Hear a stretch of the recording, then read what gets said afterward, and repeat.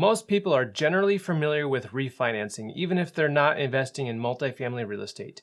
Basically, you're getting a new loan to replace your old one. Many people shy away from refinancing because they don't want to pay extra fees for closing costs, and they don't want to pay extra interest by extending the term that they're paying off the loan in. However, there are several reasons why you would want to refinance your rental properties, especially if you're planning to grow your real estate portfolio. In fact, refinancing can allow you to achieve an infinite return on your investment, and that's what I'm going to talk about today. So stick around.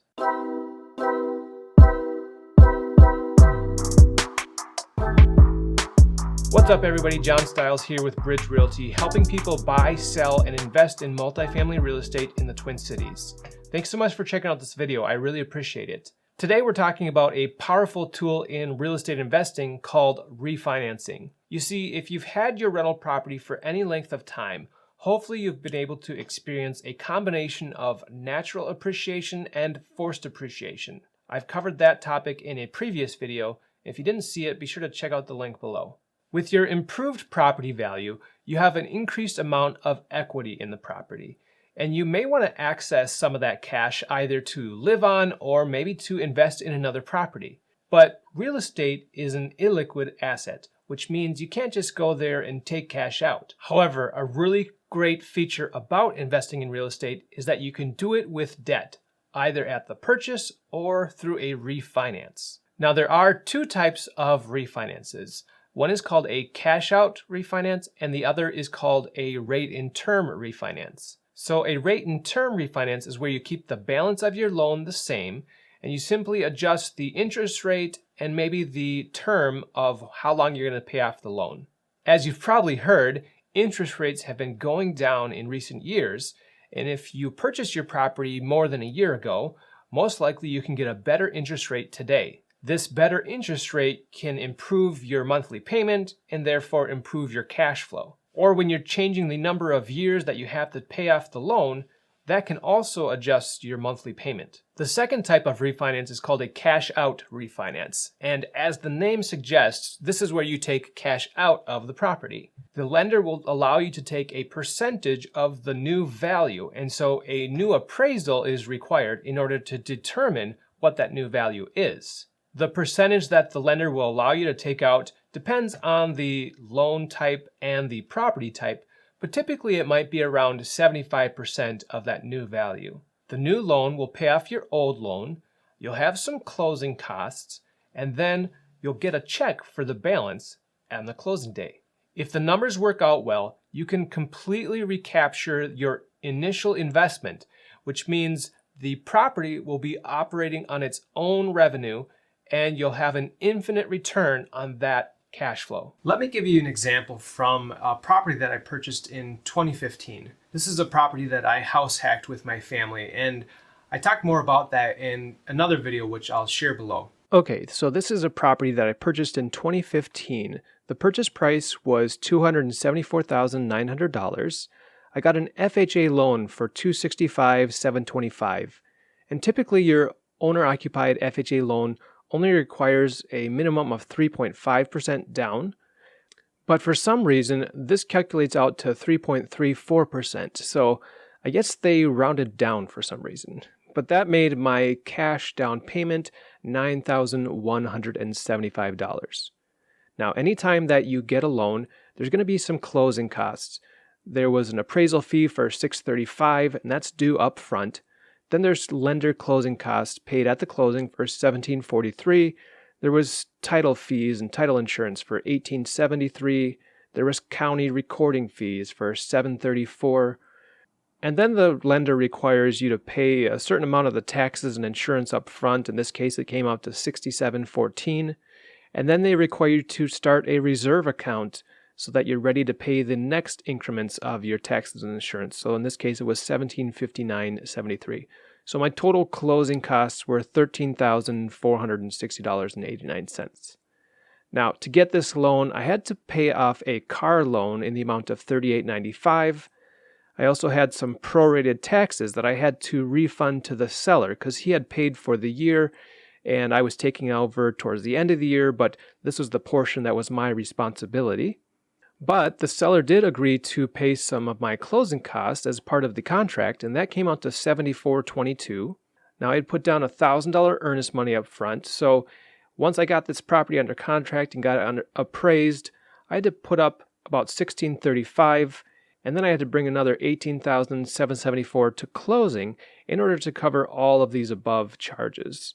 Now, my total cash up front was $20,409. That's these two numbers combined, the $1,600 and the $18,000.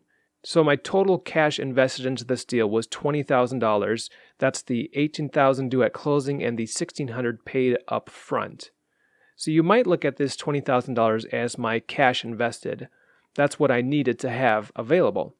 However, another way to look at my cash invested is only saying that it's $6,700 because there was several of these fees and charges that were either prepaid, they're basically operating expenses. For example, my taxes and insurance are operating expenses. They're paid out of cash flow, although they were due up front. And there's other things. Let me just show you what I added up in this formula. So I put in here the down payment. I added up these closing costs, but then I took off the prepaid ones. And then I took off what the seller contributed towards me, which was the $7,400. And that resulted in this $6,700. So from a strictly cash invested in order to close the deal, you can look at it at the $6,700. Now, as far as the monthly payment goes, my interest rate was 3.75%. I had a principal and interest and a mortgage insurance premium of $1,403 per month.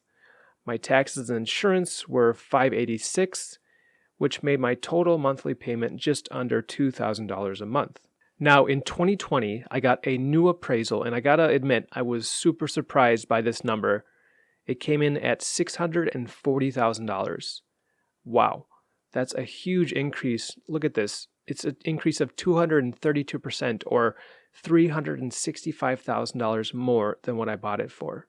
And this was through a combination of natural appreciation and a lot of forced appreciation. Now, I got a new loan in my cash out refinance for $480,000. This meant my loan to value ratio was 75%. Now, to do the refinance, there was additional closing costs. I had another appraisal for $635,000. I had lender closing costs for $5,000. These were substantially higher than the initial lender closing cost because I decided to pay points in this scenario, which is a way to buy down your interest rate.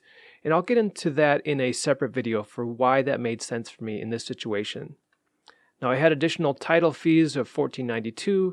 There was county fees to record the new mortgage of $1,157. There was prepaid taxes and insurance of $2,077, and to start off the reserve account with $2,345. So my total closing costs in this situation was $12,084. Now I had to pay off the old loan, which I had worked it down to $241. That's a pretty small difference from what my original loan was over the past 5 years, but that's the way mortgages work. And at this time, I want to point out that my equity changed by this amount. So before the refinance, I had at 62% of equity. And because I got a 75% loan to value loan, now I had 25% equity. And because I reduced my equity and paid off this previous loan, the cash out refinance gave me a check for $226,586.21. Turns out after the fact, they figured they overpaid for my insurance, so I got actually an additional refund from my insurance company for $2,036. Now, my new interest rate for this new loan came in at 3.124%, a little bit better than what I had before. My principal and interest rate went up, so it went to $2,055 because my loan balance is higher. My taxes and insurance actually was pretty similar. Taxes have gone up, but I've been able to get a better deal on my insurance. And my monthly payment went up as well to $26.42. Now, as you can see, my payment increased by 132% or $652 per month. And that's a downside of all this cash out refinance. but thankfully the cash flow in my rental property is able to support this increased monthly payment. And the other benefit of doing this cash out refinance, of getting this $226,000 plus $2,000 check back, is really compelling. You see, on this property itself, my total cash invested turns out to be negative $221,000. That's taking this cash invested minus the cash back received and this additional check I got back all together. And I can now use this money to buy more multifamily real estate. And that is the amazing, powerful tool of a cash out refinance. Now, there are a lot more details that I could go over, but that's all the time that I have for today. So if you want to see more videos about business, mindset, and investing in multifamily real estate, be sure to subscribe to my YouTube channel, Real Estate Styles. I'm planning to post videos there weekly, so hit that bell and you'll get notified when the next one comes out. And remember, your reality is your decision, so let's get out there and make it happen.